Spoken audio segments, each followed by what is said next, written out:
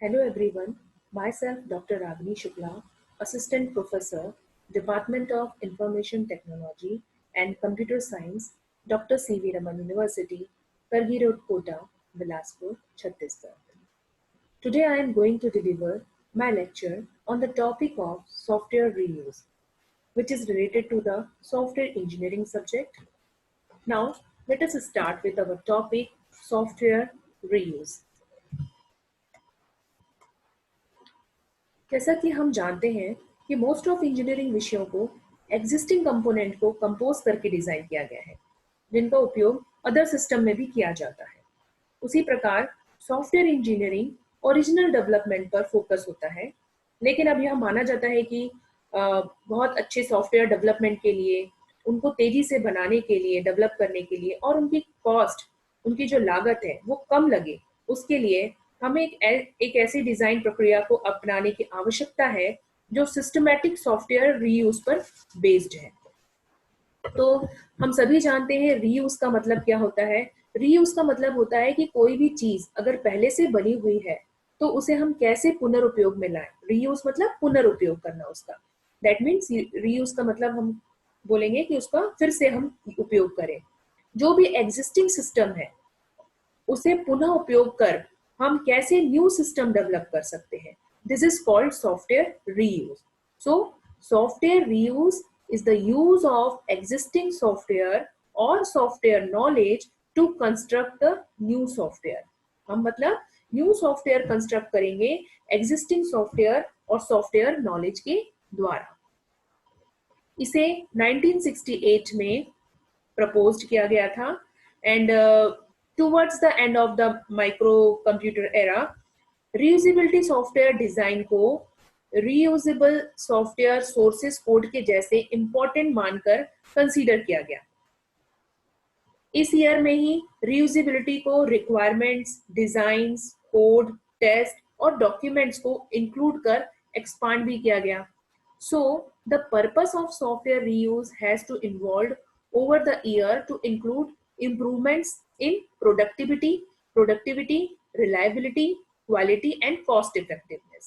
तो इस ईयर में ये सारी चीजें हुई सॉफ्टवेयर को रीयूज करने के लिए। So this is the software reuse. This is the definition of software reuse. Now next is why reuse. Reuse क्यों?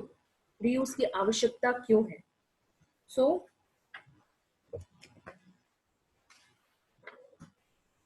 अगर आप सॉफ्टवेयर रीयूज को समझ जाते हैं तो हम सॉफ्टवेयर की हम बात करते हैं कि सॉफ्टवेयर की प्रोडक्टिविटी, उसकी क्वालिटी, उसकी रिलायबिलिटी और उसका परफॉर्मेंस बढ़ सकता है। मतलब अगर हम सॉफ्टवेयर को रीयूज करते हैं तो हम ये सारी चीजें इंक्रीज कर सकते हैं और इससे हमारे को डिक्रीज क्या चीजें हो सकती हैं कि हम कॉस्ट को सेव कर सकते हैं, हम एफर्ट को रिड्यूस कर सकते हैं, हम बग्स को रिड्यूस कर सकते हैं, हम रिस्क को रिड्यूस कर सकते हैं, हम इम्प्लीमेंट टाइम को रिड्यूस कर सकते हैं। तो हम इसलिए रीयूज की आवश्यकता हमको पड़ी है सॉफ्टवेयर रीयूज की, क्योंकि हम इनके द्वारा ये सारी चीजें कर सकते हैं। मतलब इसके हमें कई सारे बेनिफिट्स हैं, जैसे कि मैंने आपको बताया कि हम कॉस्ट की लागत, हमारी जो लागत है सॉफ्टवेयर की वो काफी कम हो जाएगी, एफर्ट कम लगेगी, कम पीपल में हम अपना सॉफ्टवेयर डेवलप कर सकते हैं, हमें रिस्क कम रहेगा, कम टाइम में हो जाएगा क्योंकि हम पहले से बनी हुई नॉलेज को, कोड्स को, डिजाइनिंग को हम अपना रहे हैं, उनको रीयूज कर रहे हैं। और तो ये सारी प्रॉफिट्स हमको बेनिफिट्स मिलेंगे सॉफ्टवेयर रीयूज से, और उससे हमारी प्रोडक्टिविटी बढ़ेगी, क्वालिटी बढ़ेगी, सॉफ्टवेयर की रिलायबिलिटी बढ़ेगी, उसकी परफॉर्मेंस बढ़ेगी। तो ये इन सब कारणों से हम जो है सॉफ्टवेयर को रीयूज कर रहे हैं। सो सॉफ्टवेयर रीयूज के लिए दो मेन अप्रोचेस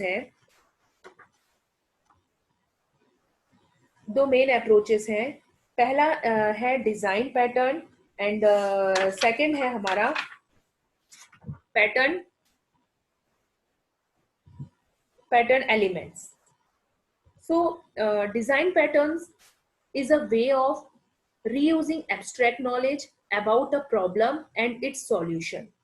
That means कि डिजाइन पैटर्न क्या करता है कि हमें जो भी प्रॉब्लम है उसका एक एब्स्ट्रैक्ट नॉलेज देता है। हम क्या कर सकते हैं, रीयूजिंग कर सकते हैं abstract knowledge about a problem, problem के नॉलेज को एक्सट्रैक्ट कर सकते हैं और उसके सॉल्यूशन को प्राप्त कर सकते हैं through the this approach, design pattern approach. तो a pattern is a description of the problem, जो कि हमको प्रॉब्लम का डिस्क्रिप्शन देगा and the essence of its solution, और हमें उसका सॉल्यूशन भी देगा।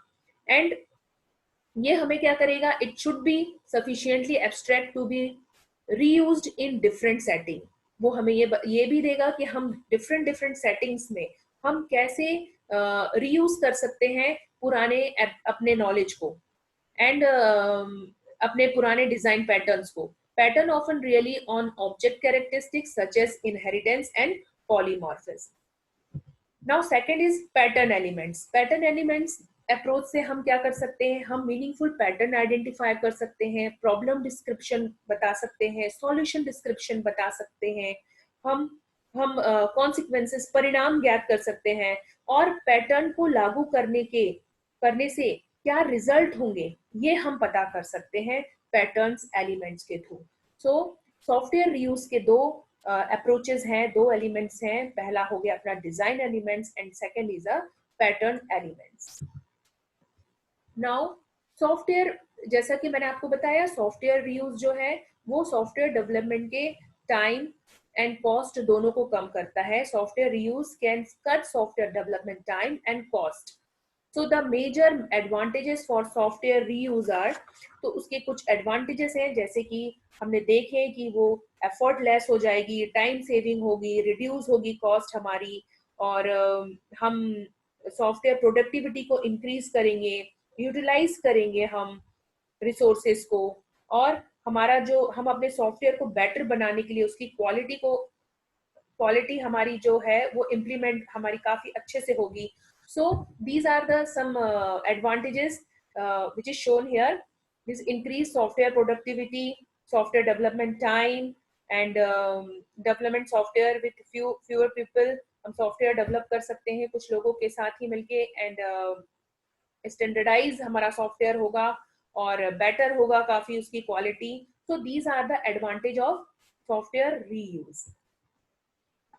अगर एडवांटेजेस हैं तो कुछ डिसएडवांटेजेस भी हैं इसके, कि हमारे साथ इसमें क्या होगा कि इसमें मेंटेनेंस कॉस्ट जो है वो बढ़ जाएगी, मेंटेनेंस कॉस्ट बढ़ जाएगी।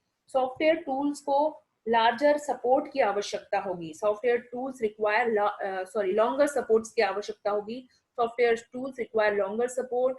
And now next is software tools में बिकम एब्सोल्यूट। सॉफ्टवेयर टूल्स जो है वो अप्रचलित हो सकते हैं, ये प्रॉब्लम हो सकती है। एंड कंपोनेंट लाइब्रेरी को बनाने और बनाए रखने के लिए हमको ओवरहेड की आवश्यकता होगी, ओवरहेड हो सकता है उसमें। And it takes time to select reusable software component.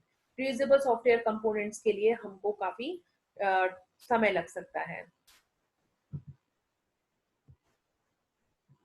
Now next is a 5 dimensions of good SR build for reuse. So these are the 5 dimension which is shown here. This is first is the abstraction, second is the classification, then selection, then spatialization, and then integration. In abstraction part, we identify units of reusable knowledge and represent them in abstract form. That means कि हम जो भी हमारा reusable knowledge है उसको हम represent करते हैं abstract form में। इन एब्स्ट्रैक्शन पार्ट में हम उसको नॉलेज को हम अपने एब्स्ट्रैक्ट फॉर्म में रिप्रेजेंट करते हैं, और यही जो नॉलेज है वो हमारा क्लासिफिकेशन में एक नॉलेज बेस बनाता है, that is indexed and classified, जो कि इंडेक्स्ड और क्लासिफाइड होता है। Now next is a selection. In the selection part, query the reusable knowledge into a parameterized form. That means कि हमारा जो भी knowledge है वो parameterized form में आ जाता है। And specialization में हम क्या करते हैं, modify the reusable knowledge to fit new situation. That means कि हम क्या करेंगे कि जो भी हमारा न्यू सिचुएशन में हम ऐसे उसको नॉलेज को मॉडिफाई करेंगे ताकि हमको वो हमारी जो भी न्यू सिचुएशन है जिसमें हम अपने नए सॉफ्टवेयर को डेवलप कर रहे हैं वो उसमें वो फिट हो जाए. और now integration. This in the integration part we combine the reusable knowledge with our project. हम अपने प्रोजेक्ट के साथ उसको क्या करेंगे, कंबाइन करेंगे, इंटीग्रेट करेंगे. These are the 5 dimension of good SR build for reuse. Now next is a software maintenance. Software maintenance में ऐसे क्या क्या इश्यूज हैं एंड टेक्निक्स हैं जो कि आज हमें सॉफ्टवेयर जिसके कारण हमें सॉफ्टवेयर रीयूज करना पड़ रहा है, आगे हमें रीयूज की आवश्यकता हो रही है, इसके मेंटेनेंस की जरूरत हो रही है. तो need for maintenance, software maintenance जो है, अगर हम सॉफ्टवेयर मेंटेनेंस की बात करते हैं तो इन दोनों सॉफ्टवेयर मेंटेनेंस एसडीएलसी का बहुत ही वाइडली एक्सेप्टेड पार्ट बन गया है. सॉफ्टवेयर मेंटेनेंस का जो मुख्य उद्देश्य होता है वो सॉफ्टवेयर की डिलीवरी के बाद उसे मॉडिफाई और अपडेट करना होता है, जिससे सॉफ्टवेयर फॉल्ट को करेक्ट किया जा सके. जैसे कि हम क्या कर सके, उसकी जो भी फॉल्ट है उसको हम क्या कर सके, उसको हम डिलीवरी के बाद उसमें हम क्या करें, ऐसे मॉडिफिकेशन और अपडेशन करें जिससे कि हम उस फॉल्ट को करेक्ट कर सकें और उसकी परफॉर्मेंस को और बेहतर बना सकें. This is the software maintenance. So software maintenance must be performed in order to correct faults, improve the design, implement enhancement, interfaces with other system, migrate, retire system. So there is some issues for software maintenance. First is a market condition. Market condition that means कि अभी market में बहुत सारी ऐसी policies आती हैं जो कि टाइम टू टाइम चेंज होती रहती हैं, जिसके कारण हमारे क्या है, ये एक इशू है मार्केट कंडीशन. सॉफ्टवेयर मेंटेनेंस में हमारे सॉफ्टवेयर रीयूज के में हमारा एक सॉफ्टवेयर मेंटेनेंस में हमारा ये एक इशू है, मार्केट कंडीशंस. पॉलिसीज के बार बार आने से हमको अपने जो कंडीशंस हैं उसको चेंज करना पड़ता है, उसमें मॉडिफिकेशन करना पड़ता है. फिर सेकंड है क्लाइंट रिक्वायरमेंट्स. क्लाइंट की टाइम टू टाइम रिक्वायरमेंट्स अगर चेंज हो जाती है तो उससे भी हमको क्या करना पड़ता है, हमारे जो सॉफ्टवेयर में जो फंक्शंस हैं, जो फीचर्स हैं, उनको हमको न्यू चेंज करने पड़ते हैं. फिर होस्ट मॉडिफिकेशन. होस्ट के द्वारा अगर कोई मॉडिफिकेशन होता है, कुछ चेंजेस होते हैं, तो फिर वो उसको भी हमको अडॉप्ट करना पड़ता है और उसे चेंज करना पड़ता है.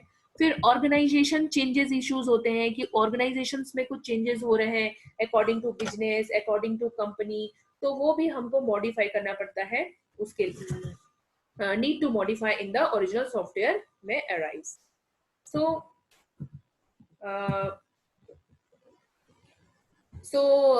This is a software reuse, जिसमें हमने पढ़ा कि सॉफ्टवेयर रीयूज क्या है, उसके एडवांटेजेस क्या है, उसके डिसएडवांटेजेस क्या है, और उसमें हमने उसके 2 अप्रोचेस देखे और हमने मेंटेनेंस के इश्यूज देखे कि क्या क्या उसके इश्यूज हैं. So in the end, in the last, in conclusion part, I want to say that software reuse जो है उसके लोअर कॉस्ट और लोअर रिस्क के कारण वो आज बहुत ही इंपॉर्टेंट है. सॉफ्टवेयर रीयूज अगर यदि if it is done in a fine manner then it can perform good for many companies. अगर हम इस तरह से करते हैं, इसको अच्छे से परफॉर्म करते हैं, हम कॉस्ट कम करते हैं, हमारी कॉस्ट कम हो जाती है सॉफ्टवेयर रीयूज से और हमारा रिस्क कम होता है, तो ये जो है वो हमारी बड़ी बड़ी कंपनीज के लिए बहुत ही अच्छा साबित होगा. Thank you.